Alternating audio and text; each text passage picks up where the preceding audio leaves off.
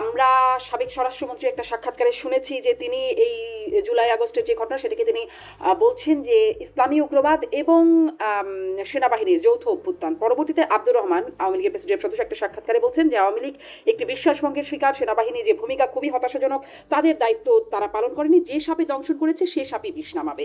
মানে তারপরে এটা হচ্ছে বিপ্লবের সময়কার বা গণ অভ্যুত্থানের সময়কার অবস্থানের কথা বলছেন। এরপরেও সেনাবাহিনীকে যেই ভূমিকায় দেখা গেছে, ইন্ডিয়ান সেনাপ্রধান বলছেন সেনাবাহিনীর সাথে নিয়মিত যোগাযোগ হচ্ছে। ভারতীয় পররাষ্ট্র সচিব তিনি এসেছিলেন, তিনিও একটা একটা স্কেজুলের বাইরে গিয়ে একটা বৈঠক করেছেন, মানে এরকম। এবং খালেদা জিয়া বিদেশ যাওয়ার আগে সেনাপ্রধান দেখা করলেন, এরকম সেনাবাহিনীর কিছু কিছু ভূমিকা আলোচিত হচ্ছে। আপনি ভূমিকা কেমন দেখেন? মাঝখানে কু হবে বা কু হচ্ছে এরকম একটা গুঞ্জনও শোনা গেছে। আসলে কি সেনাবাহিনীর অবস্থানটা কেমন? মূল ব্যাপার হলো যে সেনাবাহিনী তো বাংলাদেশের জন্য বিচ্ছিন্ন কোনো বিষয় না। সেই গত 15 বছর ধরে আওয়ামী লীগের একটা মেনস্ট্রিয়া ছিল। মেনস্ট্রিয়া শব্দের অর্থ একটা মানসিকভাবে শত্রুতা পোষণ করা। তো সেনাবাহিনীর প্রতি আওয়ামী লীগের একটা ভীতিকর একটা মনোভাব ছিল, একটা বিদ্বেষ ছিল, এবং এই বিদ্বেষ থেকে তার আগে রক্ষী বাহিনী তৈরি করেছে। এরপরে বঙ্গবন্ধু হত্যাকাণ্ডের পর থেকে পুরো আওয়ামী লীগের যারা লোকজন রয়েছে তারা সেনাবাহিনীর পরিবর্তে পুলিশকে শক্তিশালী করার জন্য এই বিগত দিন ধরে চেষ্টা করেছে।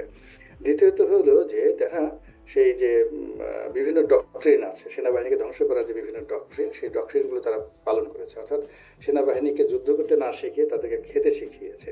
এবং একজন সেনাপ্রধান শফিউল নাকি যেন ছিল, সে যখন ছিল সে একবার টিভি টক শোতে এসে বলছে যে শেখ হাসিনা এত ভালো, আমাদের তো আগের লোকজন 3 বেলা খেতে দিতেন না, এখন আমাদেরকে সে 3 বেলা ভাত খেতে দেয়, জানেন আমরা কি কষ্টের মধ্যে ছিলাম। এরকম অপদার্থ লোকদেরকেও বাংলাদেশের সেনাবাহিনীর প্রধান বানানো হয়েছে। সারা পৃথিবীতে মিলিটারি ভেহিকেল রয়েছে যেখানে খুব হার্ড সাসপেনশন থাকে, কিন্তু সেগুলো বাদ দিয়ে আমরা রোলস রয়েসের মতো সাসপেনশন সম্বলিত গাড়ি সেনাবাহিনীকে দিয়েছে। আরাম করো, ঘুড়ি বাড়াও, খাওয়া দাওয়া করো, ঘুমাও। এবং এগুলো কর্নেল র্যাঙ্কের উপরে ওঠার সঙ্গে সঙ্গেই এদেরকে পলিটিক্যালি মোটিভেট করে দলীয় ক্যাডার বানানোর জন্য আওয়ামী লীগের একটা বিরাট প্রকল্প ছিল। ফলে এর মধ্যে আকবর তৈরি হয়েছে, এর মধ্যে বিভিন্ন যাকে বলা হয় ফ্রাঙ্কানস্টাইনের দানব তারা তৈরি করেছে, এবং সেই দানবদের ছোট ছোট দানব যে এখনো নেই সে কথা বলা যাচ্ছে না। ফলে এখানে যেভাবে সাধারণ যারা অফিসার আছে, সৈনিক আছে, তারা এটা নিয়ে ভীষণ রকম বিক্ষুব্ধ।